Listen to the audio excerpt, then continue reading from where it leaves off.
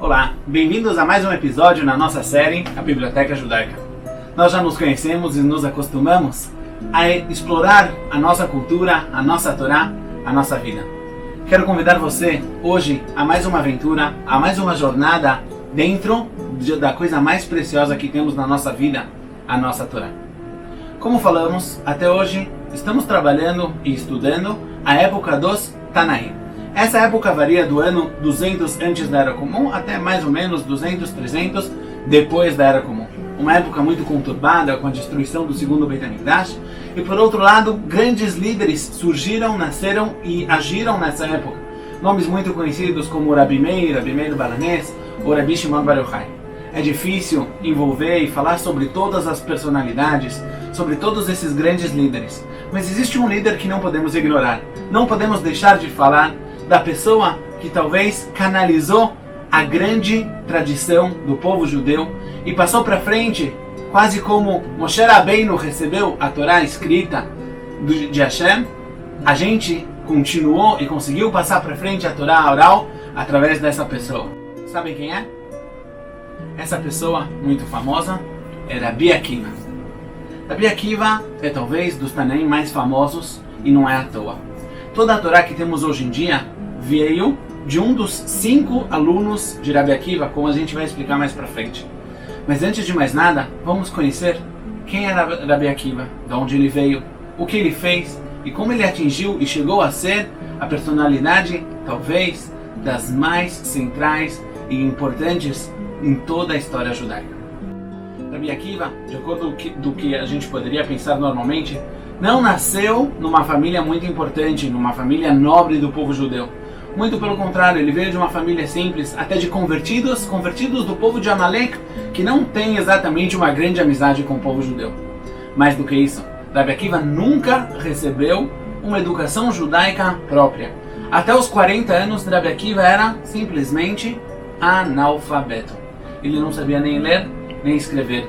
Ele era um pastor humilde e simples, modesto, que cuidava do rebanho de um dos maiores ricos e mais poderosos judeus da época, Kalba Savua. Kalba Savua, assim por dizer, era uma pessoa muito boa. A sua casa era sempre aberta a todos os necessitados. Ele era um dos grandes líderes econômicos do povo judeu. Ele foi muito central na vida de Am Israel naquela época.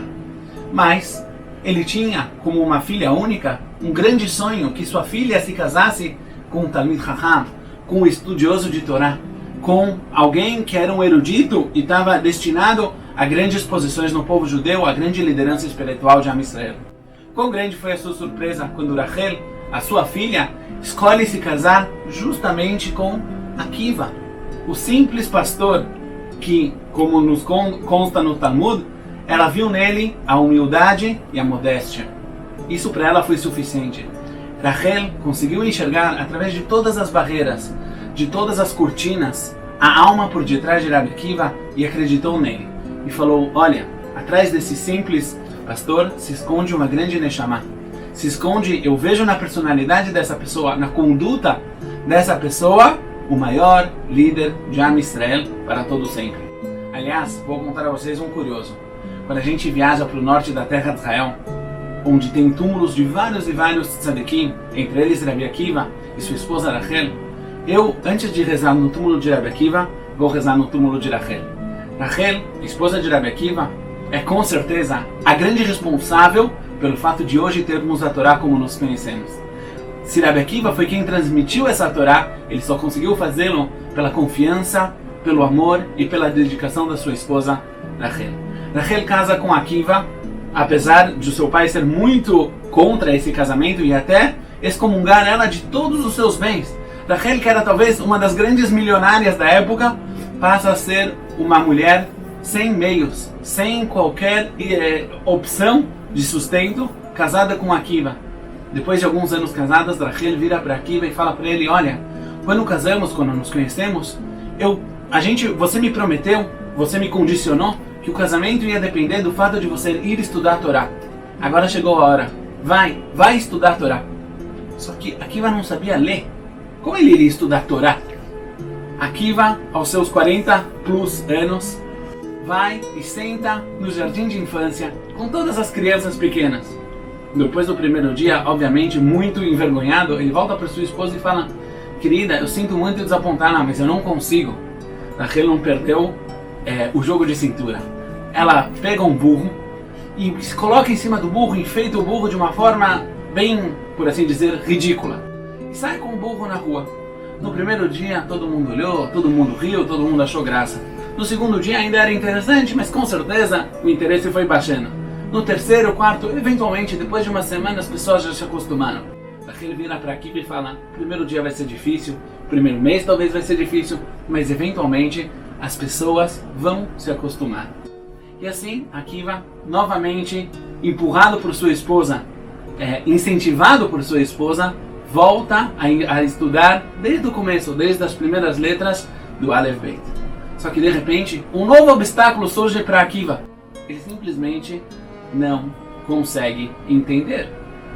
Rabbi Akiva, que a gente conhece talvez toda a Torá dele, no começo do seu estudo, não conseguia entender. Ele se esforçava, tentava, mais uma vez, novamente. Talvez hoje ele já teria que tomar algum tipo de medicamento, dariam a ele todo tipo de siglas ADHD ou ADD ou o que for, mas seja como for, Rabbi Akiva não entendia a matéria estudada na escola, no primário. E Rabbi Akiva estava muito desanimado. Certo dia, Rabbi Akiva senta do lado de uma fonte de água e ela vê essa fonte pingando, gota após gota, numa pedra. Mas o incrível é que água mole e pedra dura, tanto bate até que fura.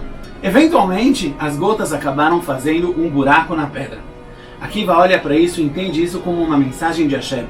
Se a água que é mole consegue penetrar e perfurar a pedra que é dura, a Torá, que ela é tão potente, tão forte, com certeza conseguirá entrar no meu coração.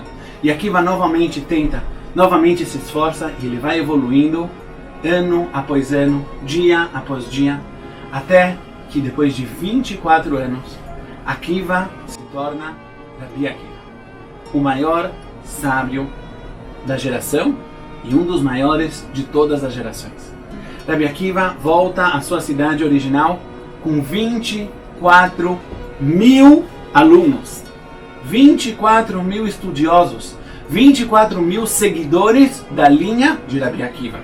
Impressionante. Inclusive, o seu sogro vai a ele sem saber quem é essa pessoa, porque ele lembra que há muitos anos atrás ele excomungou a sua filha e falou: olha, eu prometo que você não vai ter nenhuma parte nos meus bens, dos meus negócios. E agora, depois de arrependimento, de todo o seu arrependimento, ele quer voltar atrás, quer trazer a filha próxima. Ele chega para Rabbi Akiva sem saber que esse Rabbi Akiva é na verdade o seu genro e fala para ele: Rabino, eu gostaria que você me libertasse da minha promessa. Rabbi Akiva fala o seguinte: se o seu genro, você soubesse quando você excomungou sua filha que ele seria como eu, você teria feito essa promessa? Kalba Salvoa responde: obviamente que não. Quem faria uma promessa sabendo que o seu genro seria o maior rabino da geração? Rabbi Akiva fala: então você está livre da sua promessa. Eu sou o seu genro. É impressionante. Mas o mais impressionante aqui é que devemos tomar cuidado e analisar essa história bem a fundo. Se pararmos para pensar, realmente é muito improvável que um pastor como Akiva se tornasse um líder religioso como Rabbi Akiva. Então, como Rabbi Akiva podia, halachicamente falando, se basear nessa suposição tão distante para dizer que a promessa foi feita por engano, que ela não foi válida? Como isso é possível? Balei Tosafot, uma escola de estudiosos bem mais para frente, explicam o seguinte: daqui aprendemos que cada Yehudi, indiferente da sua posição, indiferente do seu lugar, indiferente da sua história, indiferente do seu conhecimento, se ele realmente quiser, ele pode subir e se elevar na Torá, talvez como Rabbi Akiva. Impressionante.